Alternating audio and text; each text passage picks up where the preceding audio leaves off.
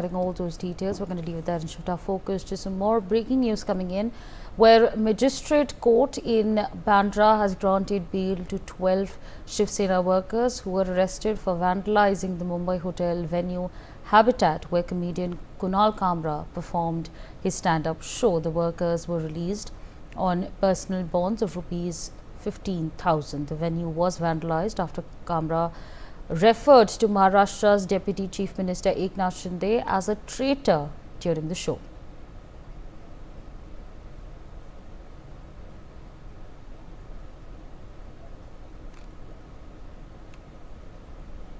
All right, breaking developments there coming in at this point of time. Remember, comedian Kunal Kamra had made remarks against the Deputy Chief Minister of Maharashtra, Eknath Shinde. He called him a traitor.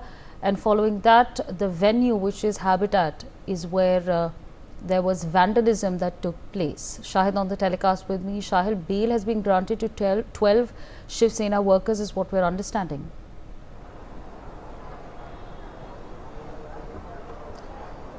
जी देखिए, इस पूरे मामले में जो भी लोग गिरफ्तार किए गए थे, चूँकि कार्रवाई दोनों तरफ से हुई थी और पहले तो कुणाल कामरा पे जो है ऑफेंस रजिस्टर किया गया था और फिर जो तोड़फोड़ की गई थी उसके लिए अलग से मामला दर्ज किया गया था।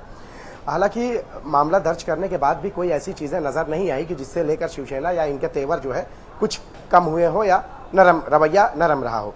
अब इनको जो है जमानत मिल गई है, लेकिन उसके बाद भी जो है आप देखिए कि राज्य में कहीं भी जो है किसी भी तरह से जो है सत्ताधारी पक्ष की अगर मैं बात करूँ और या सरकार की बात करूं तो कहीं भी जो है कुणाल कामरा को लेकर कोई नरम रवैया अब तक सामने नहीं आया है। वहीं कुणाल कामरा का भी जो है अब तक सरेंडर करने के मूड में वो है भी नहीं। उनका जो बयान आया है वो भी इस गुस्से पर जो है नमक का काम किया है।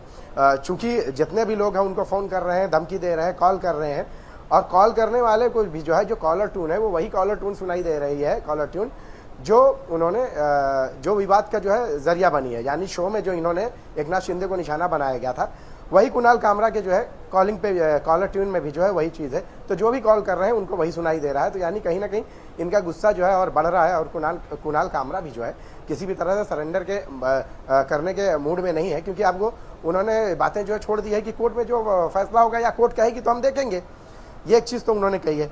अब चूंकि सारे लोग अभी जो भी है जो अभी महाराष्ट्र असेंबली में जितने भी जो है सत्ताधारी पक्ष के लीडर हैं वो सारे लोग जो है किसी की भी बात कर लें, चाहे वो राम कदम की बात कर लें या दूसरे लोग जो हैं उनकी बात कर लें, कोई भी जो है किसी भी तरह से ये कहने कि उसमें नहीं है कि इन्होंने जो है सही किया है, बल्कि हर एक ये कह रहा है कि हालांकि बातें जो रही हैं पहले से होते आई हैं। लोगों का ये कहना है कि जो उन्होंने कहा है वो पहली बार इस तरह की स्टेज पे कही गई है।